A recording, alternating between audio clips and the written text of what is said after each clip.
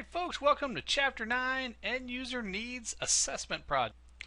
Alright, and there are a boatload of slides on this one, I think like 65, so I'll try to get through them relatively fast.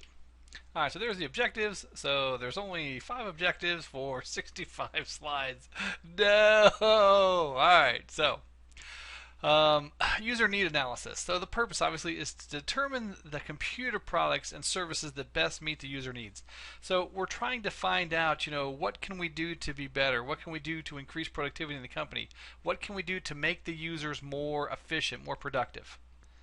And you would be surprised how many IT departments things don't do anything like this.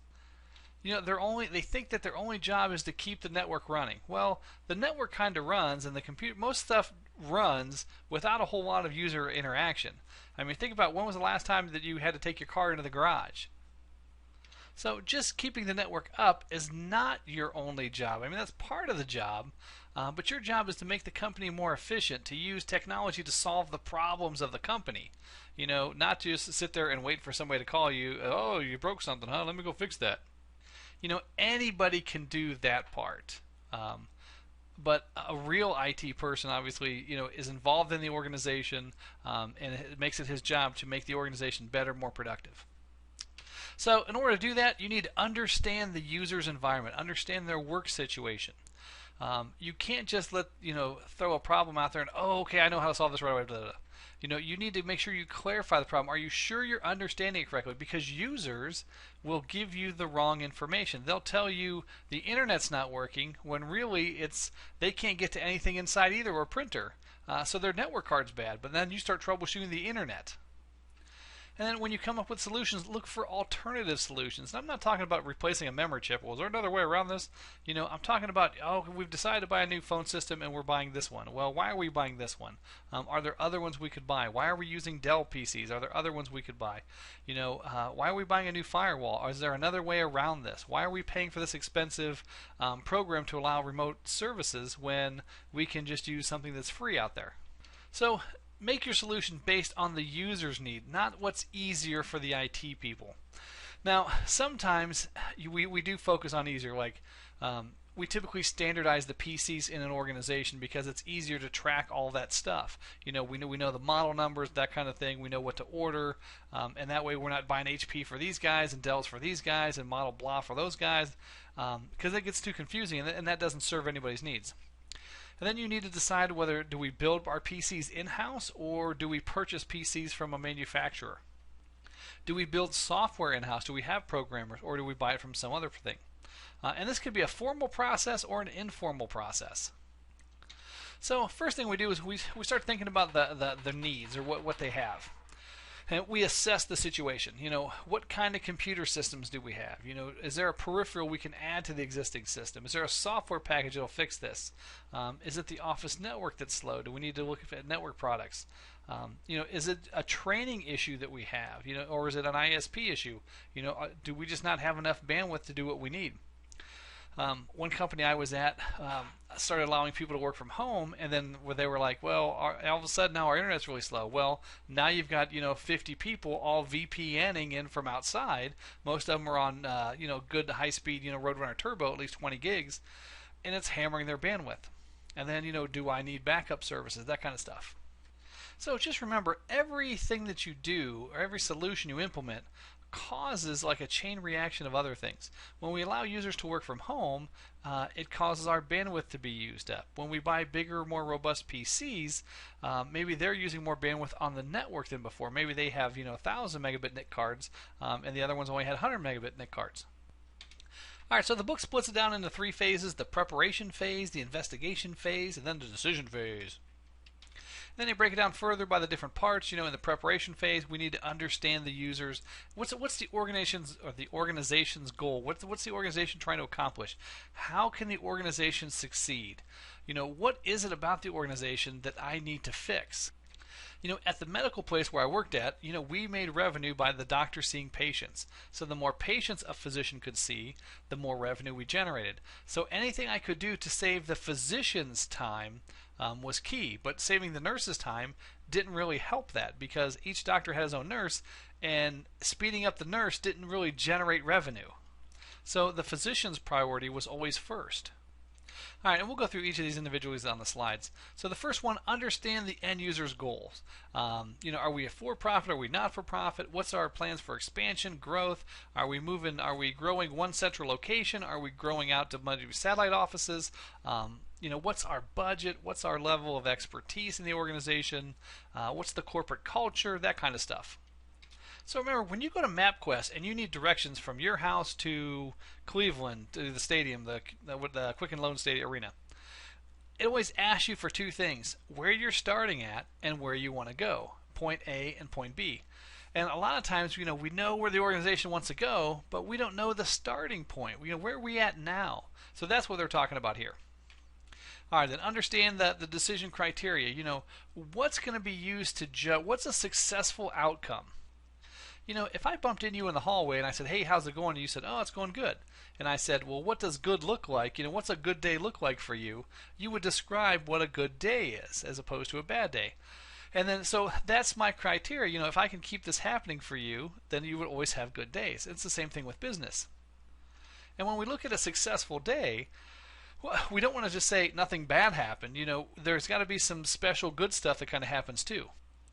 So we want to check feasibility. What's our budget? What's our budget limitation? What's the impact on other stuff? If I increase this, what effect is it going to have on other things? If I add a new server to my server room, how much more heat is that going to generate? Is that going to need more power? Do I need to have more power coming into that room and then schedule an electrician out? Is it going to require more heat or more cooling because it generates more heat? So now I need to add more air conditioning, stuff like that. What's my time constraint? How long do I have to solve this problem? And then, what's the state of technology? What technology is allowed to be used? And when I say that, there are a lot of people out there that typically stay away from technology, don't like it, things like that.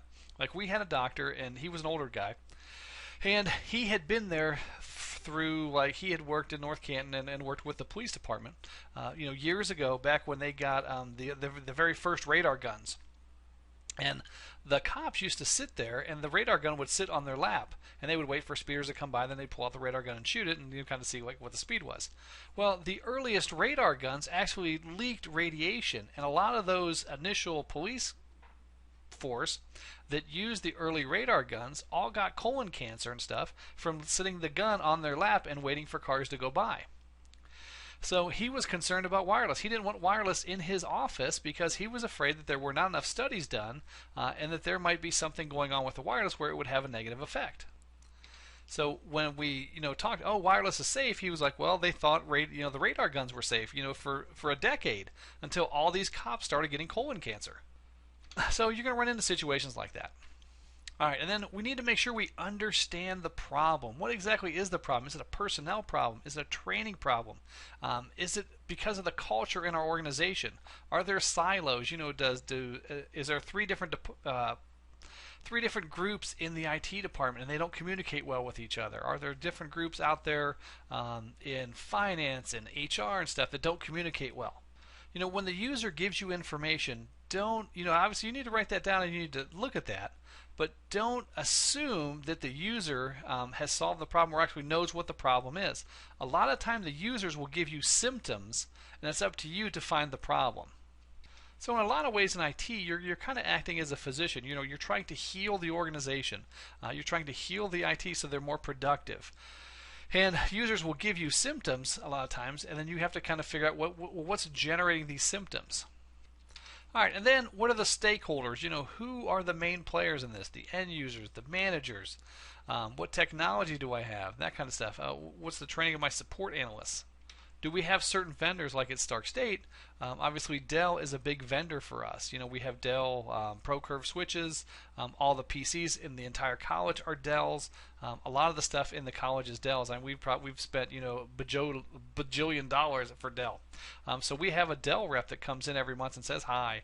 So he would be a stakeholder. So if we had issues with technology, we would be able to talk to him. He could be a source of information for us.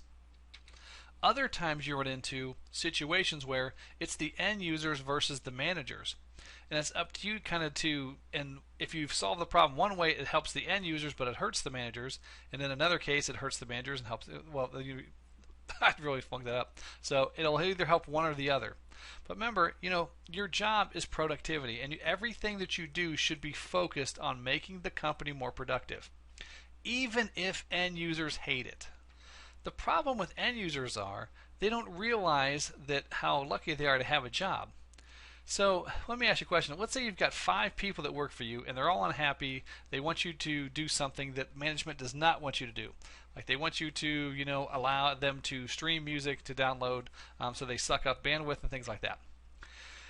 And if you turn that off, they're not going to be happy. But management wants that off because they want to use the internet for productivity reasons. They want to be able to grab finance data, and it all interferes. Well, if I just fire those 5 people and put in 5 new people and start from the very beginning of not allowing that, those 5 new people wouldn't give a crap. So sometimes that's the answer. If you solve every problem based on company, productivity, efficiency, then you've always got an excuse. You're always covering your butt. If you solve something for an end user that's detrimental to the company, you've got no excuse. And if you get caught, a lot of times you'll just be fired or written up or some kind of thing like that. So just be careful in those situations. All right, identify source of information. Where can I get information? I want to talk to the end users. I want to talk to the managers. Maybe I need to pass out surveys. Maybe we're looking at a new phone system. So I need to survey the different departments to see, what are their problems with the phone systems and what new features do they want to see added. Am I using the current system correctly? Maybe I need to go back into those manuals and make sure that's right. And then I need to make sure that I'm actually observing the problem. You need to be there and see what they're talking about, when the problem happens. Because again, a lot of times they're giving you symptoms, and when you actually see it happen, then that's the problem, that kind of stuff. All right, and again, most of the stuff is kind of self-explanatory. But then we want to build a model. We need to have a good understanding of how something works. If I understand how a 2-stroke motor works, I don't really ever have to replace my lawnmower because I can always repair the engine. The wheels are plastic, the metal around the deck is going to be solid. That's never going to really rust out, for 20, 30 years. And as long as I keep it, painted and take care of it, it'll be there forever. But the key thing is I need to understand how it works. If I know how a 2-stroke motor works, I'm set. I've got power over it. It's the same thing with your network or any of these problems or these systems. If I understand how these networks work, I understand how the business works, then I've got power over it. So that's where they're coming off with this build a model thing. All right, so 3 key questions in your analysis. Do I understand the existing system well enough to explain its operation? Do I understand which features the users like to use? And do I understand what users think is wrong with the existing system? All right, once I know that, I can start looking at alternative or alternatives to the existing system. How do I fix the situation? Do I need to add resources? Do I need to change resources? Do I need to upgrade? Do I need to add more memory to the PCs? Do I need to add more memory to the printers? That kind of stuff. Do I need a bigger printer? Do I need to have more printers? And then, maybe I need a new hardware. Maybe I need new software. It all depends. And then, have other people had this problem too? And if they did, where did they solve it? So I want to make sure that I'm searching the internet. I'm looking for trade publications, technical magazines, obviously internet searches. Google is your friend. We've talked before about Google foo. All right, and then we want to wrap that up with developing a model of the proposed system. So here's the problem that I've identified. Here's the way our system works, and here's what generates the problem. And now here's my proposed solution. Now, we haven't purchased it yet. We're just saying, hey, here's what I think will fix this. And then we kind of list the pros and cons. Here's my 5 different solutions that could all fix this. Here's the pros and cons of each. Well, this one's out of my budget. This one would require too much user training, and our users are stupid, stuff like that. All right, so obviously optimal solutions are the most feasible, the lowest cost, greatest benefit. The sufficing solution is less optimal but solves the problem. Maybe the optimal solution is for the IT department to get a different kind of antivirus program. And it'll cost money or something like that because it uses too much memory. And then so maybe instead of doing that, I just go to the users that are complaining and I just increase their RAM. because that's a lot easier than buying a whole new software package, pushing it out through the whole organization, keeping it updated, things like that. Plus, I'd have to learn all that stuff. So getting a new software package would be like a sufficing solution in that case. Or I'm sorry, would be the optimal solution, but I'm not doing it. I'm just doing the other condition because I just want to solve the problem to the user's minimum expectations. All right, and there are ways to look at these, like there's a cost-benefit analysis. I can look at how much extra productivity I'm going to get for the cost, that kind of stuff. But bottom line is, the user's need should drive the specifications for the new system. We don't want to give them too much, but we don't want to give them too little. And then once our solution is developed, we need to decide, do we need to buy it versus build it? The last place I was at the foundation for 7 years, the first 5 years we always bought PCs, but the last 2 years we started building them in-house because we were able to save $100 per PC. So if we built 20 PCs a year, that's $2,000 we were able to save. All right, then they mentioned turnkey systems here. A turnkey system is a system that you kind of buy from another vendor that kind of supports the stuff that you need. You don't have to do anything different with it. It's kind of an off-the-shelf kind of package, from a single vendor. If you're looking at a finance app, QuickBooks would be one for small and medium businesses. It handles everything: billing, receiving, that kind of stuff, payroll. All right, and then what's the, if I build it, what's it going to be? If I buy it, what's it going to be? That kind of stuff. All right, then they start talking about some different assessment tools that you have available. First one's like a project charter. And this is where you kind of do like a short narrative, like, hey, here's the description of the problem, here's the people involved, here's the budget we have to work with, here's the timeline, and here's what a successful solution to this problem would look like. If you ever get into Six Sigma focuses a lot on the project charter at the very beginning, because a good understanding of the problem will definitely help you with a better solution later on down the road. All right, now things the problem charter should include, what are the objectives of the project, what's the scope, what's not included, what methods are we going to use, things like that. There's a nice form. Oh, great. And then cost-benefit analysis, it's just a tool where we can kind of put stuff side by side and say, if we do this, we're going to get this kind of benefit from this, and if we do this, we're going to get this kind of benefit from that. But for 20% benefit, it costs me, $100, but for an 18% benefit, it costs me, I don't know, $50, whatever I said. So that's kind of thing. How much productivity am I getting for each dollar? That's my cost-benefit analysis. What's the cost for the benefit? When we look at cost, we also got to include man hours and things like that. One approach may be relatively cheap financially, but when you look at the cost of training everybody on the new free software and things like that, you could get into a lot more, or you could reduce the actual productivity of the department quite considerably. All right, some benefits or examples, purchase computer equipment, purchase software, administrative costs, or am I looking for reducing expensive? Is it less expensive? Fewer personnel to require? That kind of stuff. So in the end, you have to look at the total cost of the solution. How many man hours am I losing by implementing this? How much more training am I going to do? How many more problems are the other users going to have? What other effects are adding this new software going to add throughout the organization?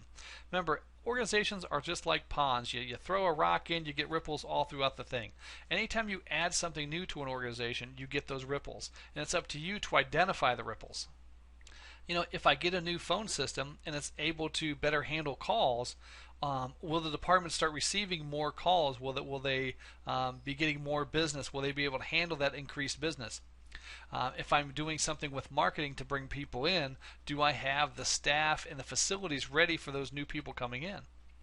All right, other examples of costs: operating costs, rental, user training, increased revenue opportunities. Is this going to allow us to do new products and increase volume? And then intangible benefits. If I buy a new server, does it also allow me to take advantage of new technology?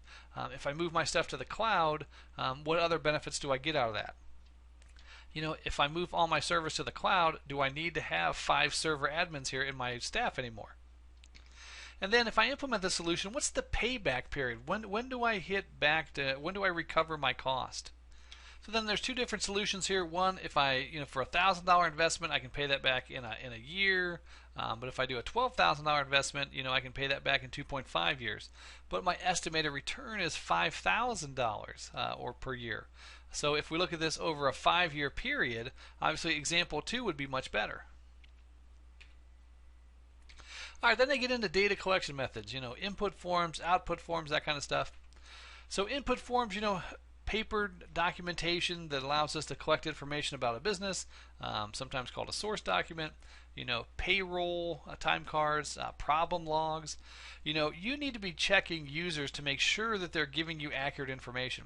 When users in a department say, oh, we start business at 8 and we work all the way till 12 and we're only getting this amount of stuff done, you want to check their login records on their PCs. And you'd be surprised, a lot of times you'll find that they don't actually start logging in their computers until 8:20, and they're all logging off their computer at 11:35. So that's almost an hour of unused time that they're not actually being productive on their computers. And in a one department like patient accounts, where really their whole job is on the computer, skipping a whole hour of work that way, some here, and then you throw in some smoke breaks and stuff, and next thing you know, out of that 3-hour time period that you're just like, oh, for 3 hours I worked and I only produced this much. Well, you're only actually working, an hour and 50 minutes because you got all this time that you're screwing around. So don't be afraid to dig in and to verify the information the users are giving you. Now, obviously, you don't want to call users out on that stuff as soon as you find it. You want to make sure you investigate these issues accurately. Oh, look at my great input form. All right, so again, output forms, sales receipts, pay stubs, that kind of stuff. Product documentation, that's kind of self-explanatory. Logs, every computer keeps a log of what occurs. When somebody logs on, when somebody logs off, when somebody accesses a file. All your servers keep information like that. Your print servers all keep information, who printed what and when. And then there's always interviews and questionnaires. What are you looking for in a new phone system? What are you looking for in a new finance package? And then more stuff, blah, blah, blah, blah, blah, blah, blah. And then direct observation. This one is the most critical. You want to watch the users in action. And you might be asking yourself, well, what can I do? Like if I'm watching users in a patient accounts department where they're just looking at doctor's notes and entering in codes that then go to the insurance company to get paid back, how can what can I do with that? Well, you can take notes. When are they logging on their PCs? When are they logging off their PCs? Are there any interrupted times when maybe the managers are talking to them or something like that, or maybe they're chatting between themselves? Maybe their typing skills aren't very good, and you see somebody hunting and pecking on the keyboard with just 2 fingers. You may also see them getting up from their desk and going halfway across the room to do something, and that's taking up time. And to give you an example, myself as the IT director, I had Six Sigma training. So I was actually asked by the CEO to observe a physician to suggest ways that he could be more productive. And after observing this physician for a week, I would go up there in the beginning of the morning and just kind of sit there and kind of take notes, and sometimes I'd walk away and sometimes I'd come back. But throughout my day for a whole week, I observed this physician, and he knew I was observing and things like that. But we were able to look at different things he was doing.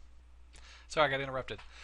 But basically, I was able to observe him and able to give him some ideas. Like he was going from the patient exam room, and he would go all the way to his office and do things.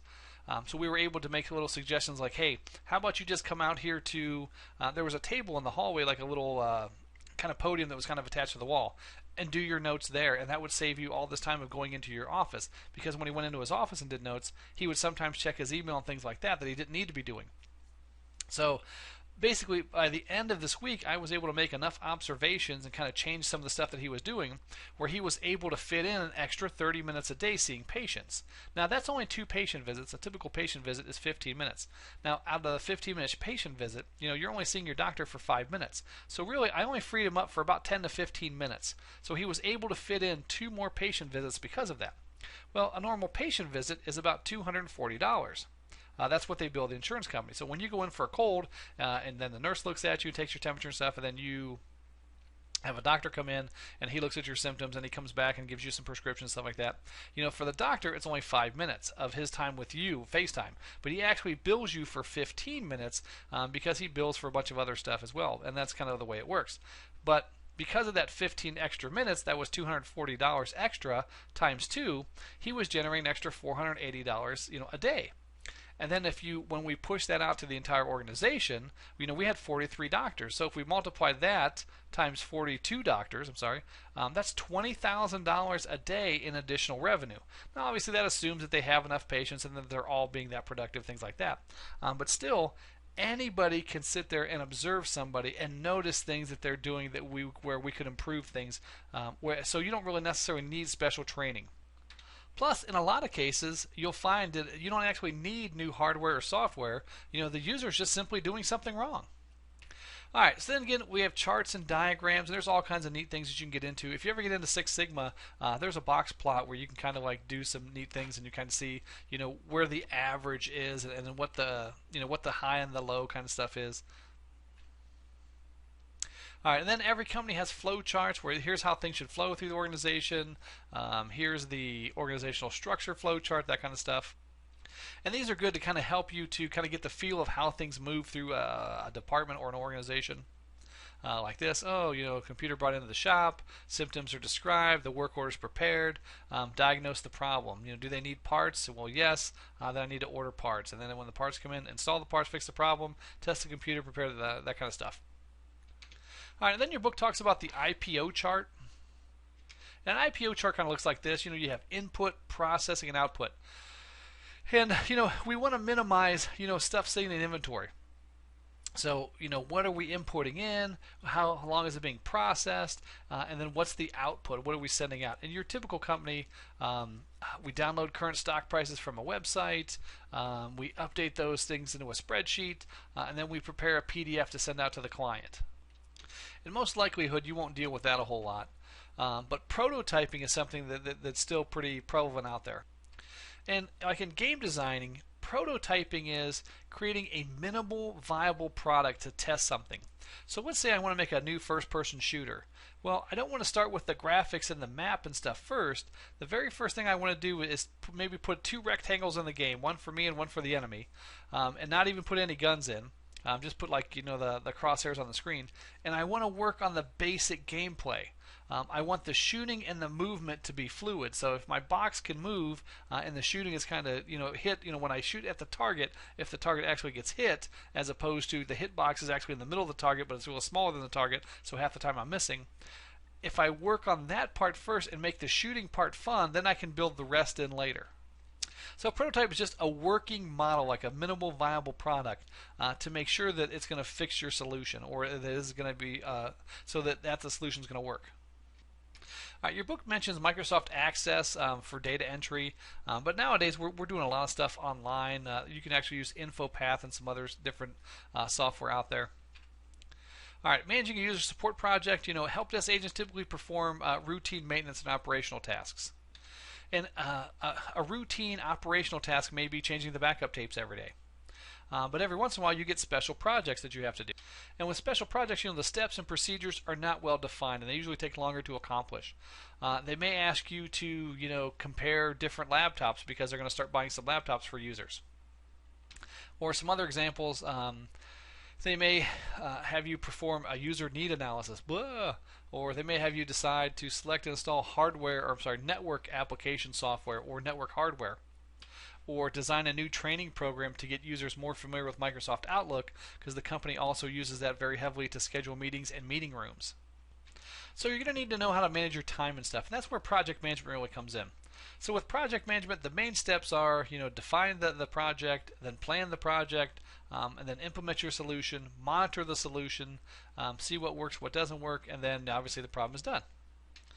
So with project definition, what's the goals of the project? All the kind of same thing. How much budget do I have? How much time do I have?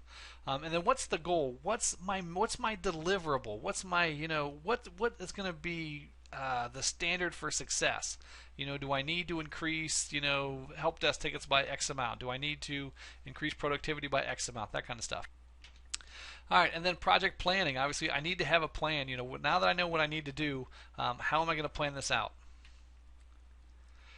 And the plan can be, like which tasks are going to be accomplished, what's the sequence of tasks going to be, who's going to perform those tasks, how long are they supposed to take, that kind of stuff. And Microsoft has a software package called Microsoft Project, that where you can put all this different stuff on a timeline, so you can see who's in charge of what, how long they have, what the tasks that they're supposed to do, what resources they get assigned, and so forth.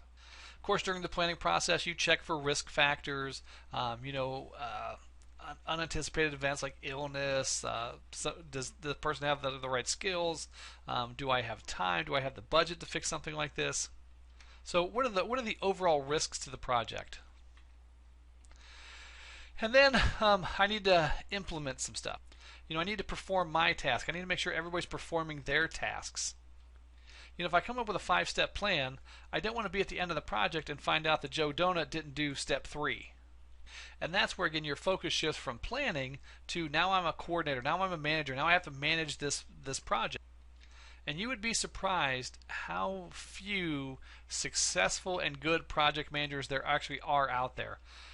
As you start getting projects and you can manage them well, and you can start managing people well, and you're successful in your projects, you're going to find that you're going to start getting assigned bigger and better projects. And the people that are successful in project management typically rise through the organization much, much faster than your normal person. All right, and then I need to think about what strategy am I going to do. Am I going to do a direct conversion? Am I going to get rid of the old system and pop in the new system? Am I going to do a parallel conversion? Am I going to run both systems for a little while till everybody's all good on the new system and then kind of phase out the old?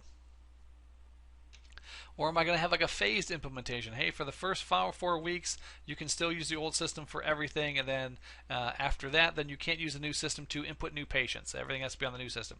And then after another 4 weeks, you can't do blah, blah, that kind of stuff. Or am I going to pilot it in just a few selected places to see how it goes? All right, but once I'm done and my solution's implemented, you've got to make sure you monitor it. How much work is being accomplished? What remains to be done? How's the staff allocated? And that pertains to as the project's moving and when the project's done. You want to make sure that you solved it accurately. Does your solution meet the deliverables? All right, then there's another thing called scope creep, where as you're working on the project, different expectations kind of come into the project. The project kind of grows out of control. If any of you guys are following a game called Star Citizen being made by Chris Roberts, that's something they're suffering now, what they call feature creep. When he first proposed the game, he only wanted $6 million, and he proposed the game, on Kickstarter at a certain scope. But then, because more and more people started donating money, now he's up to 90,000, and so many things have been promised in the game that he can't. He's already a year past the initial date. Like he said, the game was going to be released in November 2014. Now here we are in October 2015, and now they're still looking at 2016, 2017 because so many features have been added to the game. So that's feature creep or scope creep. All right, and then finally you have your product termination. The project is complete. I've talked to the stakeholders. They like the deliverables. Everything is good. This is where all the shaky hand stuff happens. Hey, how you doing? Oh, you're doing a good job. Blah, blah, blah, blah. So this is the final place where you finally get that recognition for a job well done. And make sure as these different events happen, like especially here with the project termination, if you can get stuff in writing, that kind of stuff, because then you can use that again when you go for your evaluation. At the end of the year, hey, here's these 4 projects that I was able to do successfully, and here's where the stakeholders said I did a great job on this. And you don't necessarily want to ask them like face to face, but sometimes, like, let's say I just finished a project for the CEO. I may want to email him and say, hey, obviously now that the project is finished and we've already discussed, everything was up to your standards. Now that it's been a week later, are you still happy with the project? Then he's going to email you back, yeah, everything's great. You're awesome. You really solved this for the company, blah blah blah.